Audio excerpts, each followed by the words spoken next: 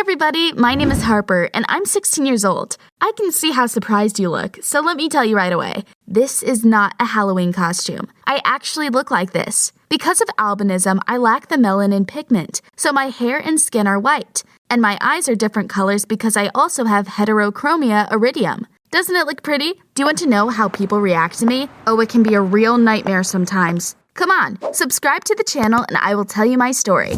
I knew since I was a child that I was different from everybody else. It wasn't hard to figure out. I saw how other children looked compared to my reflection in the mirror. Moreover, I have poor eyesight because of heterochromia, and my fair skin does not allow me to be out in the sun much. Therefore, I did not play games with other children, but mostly sat at home and read. Over time, I got used to being alone, and my friends were replaced by Harry Potter books. It was better that way, really. At least no one bothered me with questions anymore. I was sick and tired of explaining to everyone what was wrong with me. At some point, I got so tired of it that when a boy on the street asked why I looked like that, I told him that I had been kidnapped by aliens. The boy got very scared and ran away. That's when I realized how to get rid of all the curious people. I told them I was an alien or a mutant or even an elf. Not everyone believed me, of course, but they didn't ask any more questions after that. As you can see, I didn't really like talking to people. I didn't have any friends, but that didn't bother me at all. It all began the day we moved to another city and I had to go to a new school. You probably know how frustrating it is to be the new girl in class. Everyone's looking at you and you don't know anyone. Long story short, I felt very uncomfortable and anxious. The new teacher, Miss Warnos, realized it and supported me. She told the class that I had unusual looks but was actually just like everybody else. I asked the students to treat me well and not to bother me, but her words had no effect on my classmates. During the break, the class leader called Brian came up to me and asked, "Hey Harper, what's wrong with you?" I had to say something. Moreover, the other classmates were also listening curiously. So I calmly replied, "My grandmother was a witch. I inherited her abilities. Do you want me to turn you into a toad?" I looked Brian straight in the eye and saw that he was scared. The guy didn't reply and left. The others began to whisper fearfully, but no one else asked me any meaner questions, and that was fine by me. I wasn't planning on making friends at my new school. Although there was one time I had to talk to a guy from another class. I was sitting alone in the canteen enjoying my lunch when an unusual guy sat down next to me. He looked so funny. He was short and had huge ears. I'd seen him a few times before that and no one had spoken to him. He was most likely an outcast because of his looks. That guy said his name was Charlie and he wanted to discuss something important with me. He told me there were rumors about me at school. They said I was a real witch and knew how to do magic. It amused me how easily people believed in all sorts of nonsense. But the guy was serious. He asked me to use my abilities to get rid of his terrible ears. Charlie wanted me to make them smaller. I couldn't help but laugh. Listen, I'll tell you a secret. I can't do magic. I'm just an ordinary girl. I just have albinism and heterochromia. Those are diseases, I said cheerfully. Charlie was clearly upset. He asked me why I'd made up all that stuff about myself, and I replied so that they wouldn't ask me too many questions or make fun of my unusual looks. My answer surprised the guy. He said I was very creative and looked at me with respect. It seemed like he liked me, just what I didn't need in my life. So I quickly finished eating and left the canteen. All in all, I did well at my new school. Everyone was afraid of me and no one bothered me. Even the worst bullies avoided me. Miss Warnos, on the other hand, was always there for me. When the sun shone too brightly, she drew the curtains over the windows. She also put me at the front of the class so I could see better. Overall, everything was going great. Only Charlie would not leave me alone. Wherever I went, he was always there. He gifted me some books, saved a seat for me in the canteen, and waited for me after school. I was tired of it, but smiled to be polite. Charlie once said to me, "You and I are very similar. No one talks to us. That's why we should stick together. I'm very happy to have a friend like you." Enough was enough. I told the guy that no one talked to me because I didn't want them to. I was used to being alone and simply didn't need any friends. "So you're very wrong about me, Charlie. I'm sorry," I told him and left. He was left standing there alone, looking after me sadly. But what could I do? Yes, that was what I was like, and I felt comfortable living like that. As time went on, everyone at school gradually got used to me. They stopped being afraid of me and even started making fun of me. One day my class was preparing to go camping. All of my classmates were discussing how much fun they were going to have, and then Brian looked at me and said, "Hey witch, are you coming with us?" I replied that such activities were not for me. Brian started making fun of my lifestyle. I got very angry and I said, "If I'm not going camping, then none of you are either." I don't know what I was hoping for when I said that. I just needed to put the bully in his place. However, the next day a miracle happened. It started to rain and got so windy in the morning that my class's trip was canceled. Honestly, it wasn't my fault. It was just a coincidence, but I was glad that my prophecy had been fulfilled. I spent the whole day reading books and enjoying myself. But as it turned out, trouble lay ahead. Instead of being afraid of me, my classmates started hating me. They were whispering behind my back and doing all sorts of nasty things to ruin my day. It made me mad. They put a bat in my locker one day. When I opened it, I got really scared. "This isn't funny," I shouted, but everyone just laughed. However, Charlie stood up for me. He stood next to me and said he wouldn't let me get hurt. "Here the bat is. Did you fly here with your ears?" Brian mocked him. That made them laugh even more. I was annoyed that Charlie with his huge ears was only adding fuel to the fire. That's why I told him menacingly, "Leave me alone! Stay away from me! I don't need your help!" I slammed the locker door and left. But as soon as I entered the classroom, I immediately saw the new way they had decided to mess with me. There was a huge caricature of me on the blackboard with the caption, "Welcome to hell, Harper." I heard them laugh behind me. It was all too much. I couldn't take it anymore. So I turned around and I said angrily, "I will take my revenge on all of you." I spent the entire evening crying in my room. Why wouldn't they just leave me alone?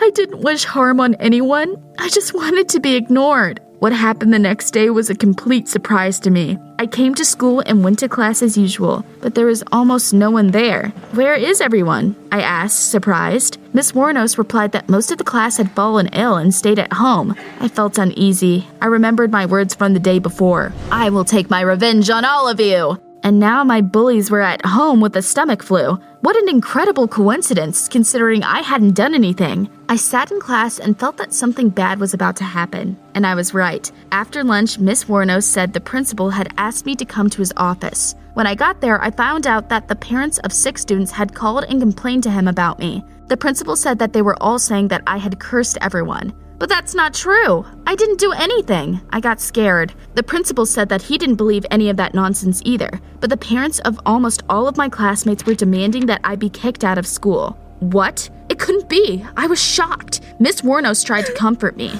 "Don't worry, Harper. I'm sure things will get better at another school for you. There won't be such evil kids there." I left the principal's office and started crying. Why had they done it to me? It hadn't been my fault. Someone was just taking revenge on me. And then I thought of Charlie, that big-eared jerk. It had definitely been him. I ran around school looking for Charlie, and when I found him, I grabbed him and I started shaking him. "They're kicking me out of school because of you. Admit it. It was you." The guy looked at me dumbfounded and pretended not to understand. "You've done something to my classmates to get back at me because I didn't want to be friends with you." When he heard this, Charlie became sad and told me, "Yes, you're right, it was me." I grabbed his arm and dragged him to the principal. I wanted him to come clean, and Charlie didn't deny anything. He told the principal that my classmates were sick at home because of him. It hadn't been my fault. The principal looked very surprised and said, "This is a serious crime. I'm calling the police." We sat in the principal's office and waited for Charlie to be taken away. He lowered his head and said nothing. I even felt sorry for him, but it was his own fault. A police officer arrived half an hour later. He had been told what the matter was and said he wanted to see the surveillance footage. The principal turned on the video and we all watched it together. But what we saw made everyone open their mouths in shock. A camera in the canteen had caught someone pouring medicine into the students' food. And it hadn't been Charlie. It had been Miss Warnos. Wow, so that's who was to blame. The police officer immediately arrested the teacher. When they took her away, she shouted, "You don't understand anything. Her eyes are different colors. She brings misfortune." As it turned out, Miss Warnos was very superstitious and believed that people with heterochromia were cursed. It came as a real shock to me. I couldn't believe that in the 21st century, people still believe such nonsense, especially school teachers. Miss Warnos had decided to get rid of me that way. Fortunately, everything ended well. They didn't kick me out of school, and I made up with my classmates. Everything went back to normal. Only one thing keeps bothering me. I feel bad about Charlie. After all, I made him confess to something he didn't do, and he did it for me. What should I do about it? Write in the comments what you would do in my place.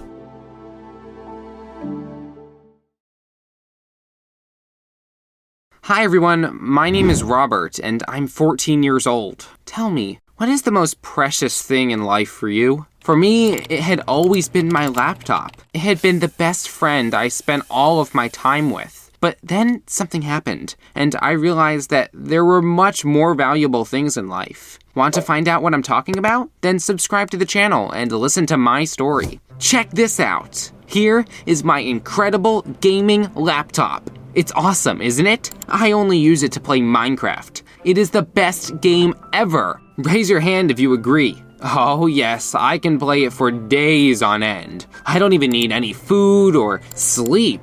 I'm sure some of you can relate. Of course, I couldn't spend all of my time playing games. I had to go to school, do homework, and fight with my mother, who was very unhappy with how I spent my time. I was a poor student. Horrible, really. And my mom tried to change that as best as she could. She hid my laptop before leaving for work, but I could always find it easy because I knew every corner of our house. She would take away the power cord from my laptop so I wouldn't be able to play, but I just took the cord from the TV. It worked just as well. Long story short, my mom didn't succeed and I kept playing Minecraft. Until one day, Mom finally ran out of patience. That day, I came home from school, threw my backpack in the corner, and sat down to play Minecraft. It was a great day, even though I'd failed all the tests at school. I was so engrossed in the game that I didn't even notice my mother came back. She seemed really angry. "Rob, do you have anything to say for yourself?" she asked. "What are you on about, Mom?"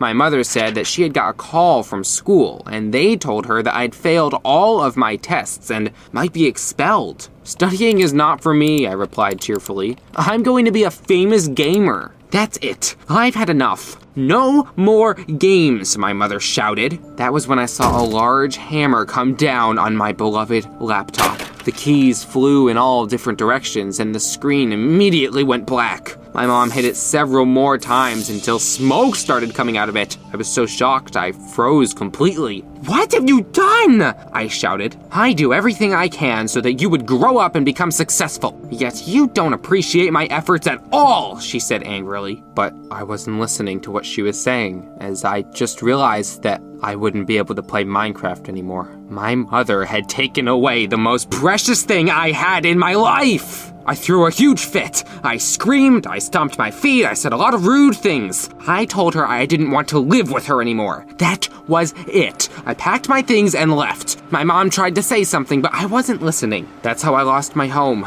But where was I supposed to go? I decided to go to my friend Martin, who lived nearby. I came to him, told him what had happened, and asked to stay at his place for a few days. He said he didn't mind at all, but he would have to ask his parents. Martin's mother was a kind woman, and she let me stay. That's how I began living with my friend. I was a little surprised that my mother still wasn't looking for me. However, after all, I now had a new home and a new computer. Everything I needed. I kept going to school and played Minecraft with Martin in the evenings. Of course, it was his computer, so we took turns. But it wasn't enough for me, so I started coming up with excuses to spend more time playing. "Martin, I really need to keep playing. I can't give you the computer right now. Do something else for a while," I would say. Of course, he didn't like that very much. It went on for several days, and I was so engrossed in the game that I didn't notice that Martin had stopped talking to me. One day, soon after that, we had a big fight. He said that all I needed was his computer, food, and a place to sleep. That I was not interested in being his friend anymore. I got angry. "Oh yeah? Then we're not friends anymore," I said. I packed my things and left Martin's home. I was walking down the street and thinking, why was everyone treating me like that? Why wouldn't anyone give me what I wanted? They all demanded something from me. My mother wanted me to study, Martin to appreciate his friendship. They were all so selfish. Because of those people, I was back on the street. Where else could I go? I decided to head to school. Even though it was evening, the school was still open. I told the security guard I needed to go to the library, and he let me through. I ate what I had taken from Martin's house and waited for everyone to leave and the school to close. When the guard began making his rounds, I hid behind the bookshelves, and he didn't see me. Then he left as well. The school went quiet. I searched for something to do. That's when I remembered we had a computer class at school. I quietly made my way there and turned on the coolest computer. Installing Minecraft was easy, and I spent the whole night playing. But it turned out that playing on an empty stomach was not cool at all, and I had no food left. I could barely keep my eyes open the next day at school. When I went to the canteen, I fell asleep face down on a plate. I began living at school. I slept in classes during the day and hid in the library and waited for school to close in the evenings. I spent the nights playing the computer. However, something began to change. I realized that I didn't like living like that. Mom and Martin had probably forgotten about me. I didn't have anyone else to help me. Minecraft didn't make me happy anymore either. Why hadn't I appreciated my own life? I started to think I had made a mistake. A week passed like that.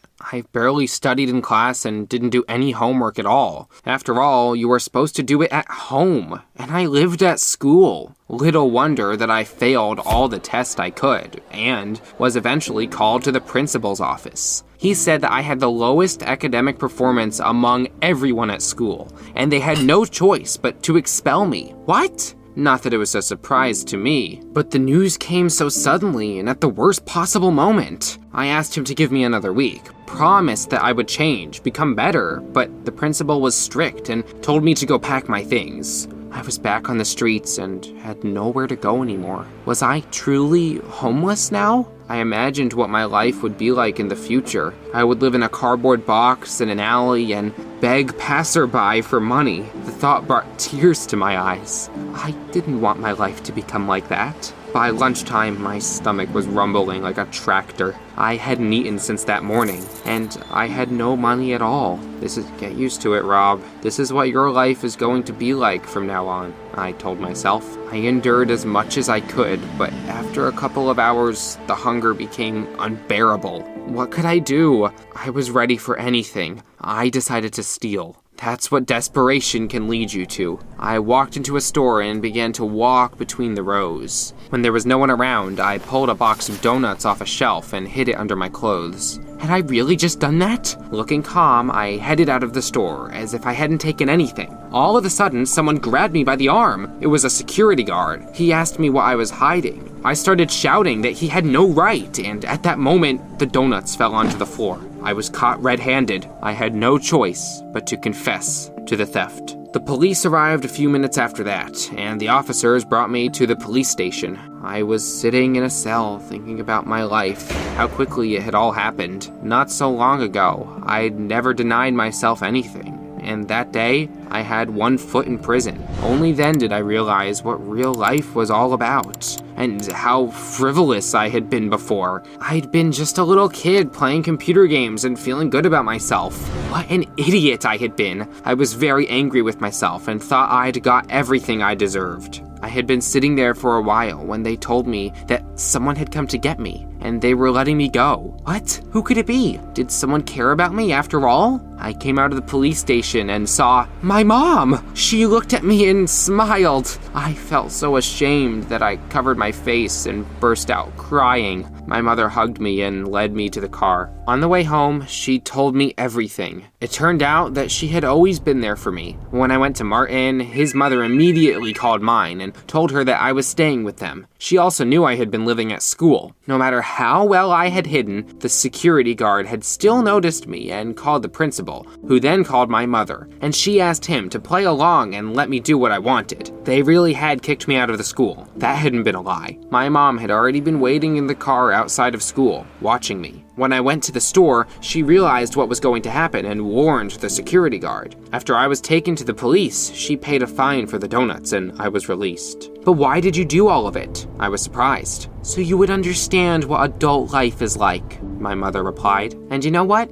I think I do understand. I feel ashamed of the way I used to be. I don't want to play games anymore, and I'm not upset about the broken laptop. I realized that it wasn't the most important thing in life. I came back home and decided to start all over again. What do you think? What should I do first? Find a new school, make up with Martin, or fix my laptop? Write ideas in the comments.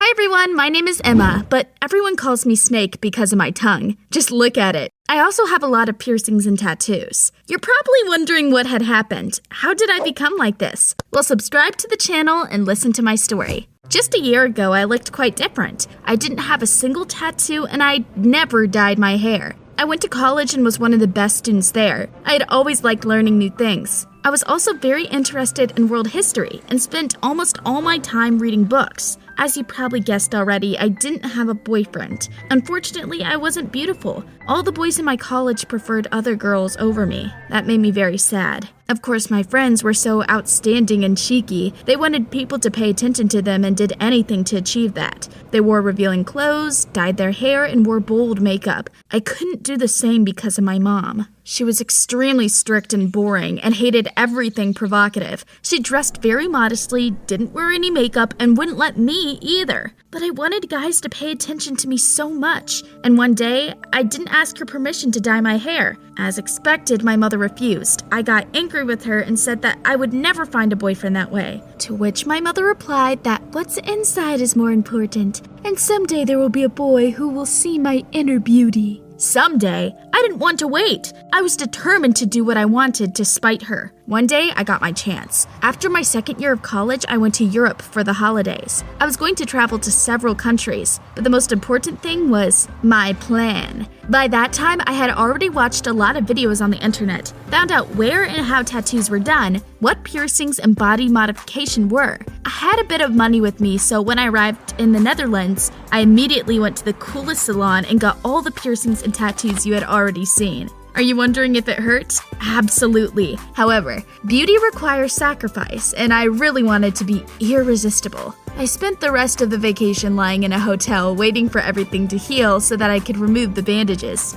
I looked at myself in the mirror and found that I liked my new appearance a lot. Of course, I was a little worried about my mother's reaction to all of it, but I was already an adult and could decide for myself what I wanted to look like. What followed was a complete nightmare. I went home and knocked on the door. My mother opened it, gave a startled cry, and shut it in my face. She hadn't recognized me. "Mom, it's me, your daughter," I said. She let me in and started crying. "Emma, my baby, what have you done?" She paced the room, clutching her heart, shouting and crying by turns. My mother couldn't believe it was real. I tried to convince her that it was my decision, and I felt more comfortable looking like that. I'd finally become the person I'd always wanted to be, and people started paying attention to me. By evening, my mother had calmed down, but she still startled every time she looked at me. The school year began, and I returned to college looking completely different. Oh, it was amazing. Everyone looked at me, talked to me, wanted to touch me. I finally got what I wanted. After a while, I became the most popular girl in college. I was never alone anymore. People were always hanging around me. A week later, I met Eric. He went to the same college as me, but we'd never talked before. And now he came up to me and said I looked really cool. Eric was a real party animal. He spent all of his free time at parties and knew all the places where the coolest people spent their time. We hung out a few times, and very soon, Eric became my boyfriend. He began bringing me to all the parties and introducing me to all sorts of interesting people. Naturally, my boyfriend and I immediately became the center of attention at any party. Everyone wanted to see and talk to me. Meanwhile, my mother still would not calm down. She simply couldn't get used to my new appearance. One day she sat me in the car and drove us to a clinic.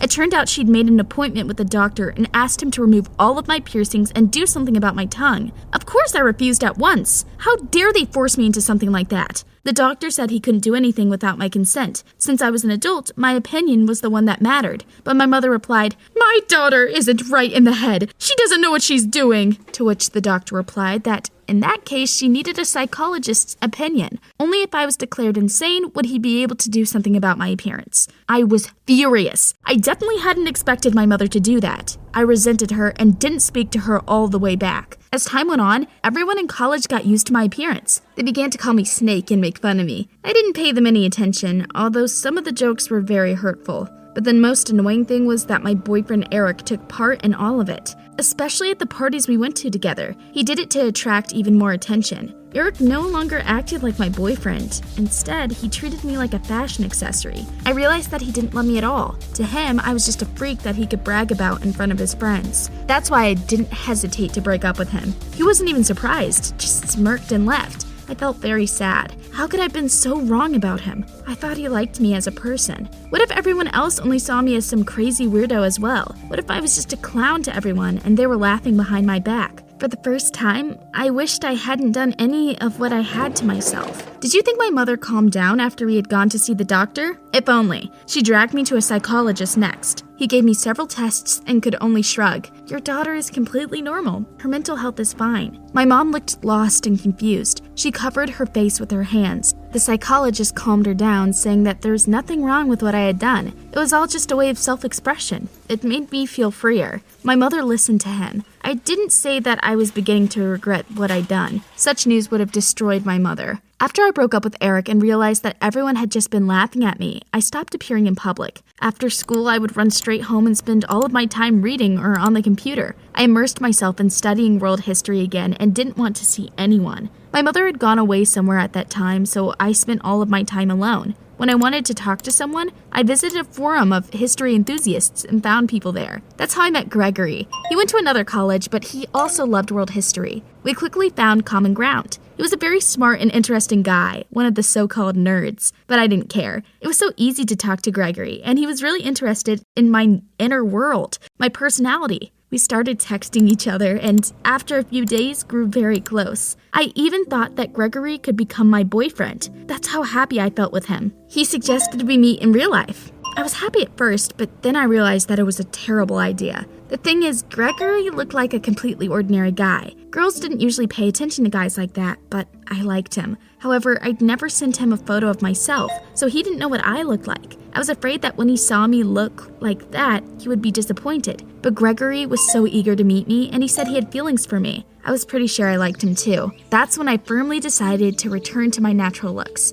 I realized that I had made a mistake and was going to fix it. Hopefully modern medicine would be able to help me with that. I remembered the doctor my mother had taken me to. I was about to go to him. Suddenly, the door opened and my mother came in. I almost fainted. She had colorful hair, piercings on her face, and tattoos all over her neck. "Mom, what's happened to you?" was all I managed to say. My mother said that she thought about it for a long time and realized that she also wanted to try to change her looks. That's how she decided to support me. More than that, she even liked her new look. "Why hadn't I done it before? So many people started paying attention to me at once," she said enthusiastically. It was the end. I didn't go to the doctor, of course, and I couldn't tell my mom that all of the body modification wouldn't make her happier either. Her support only made things more difficult. What do you think I should do now? I can't tell my mom that I've changed my mind and want to go back to how I used to be. After all, she had made such a sacrifice for me. But I can't keep looking like this either because I want to be with Gregory. I'm so lost. Write in the comments, what would you do in my place?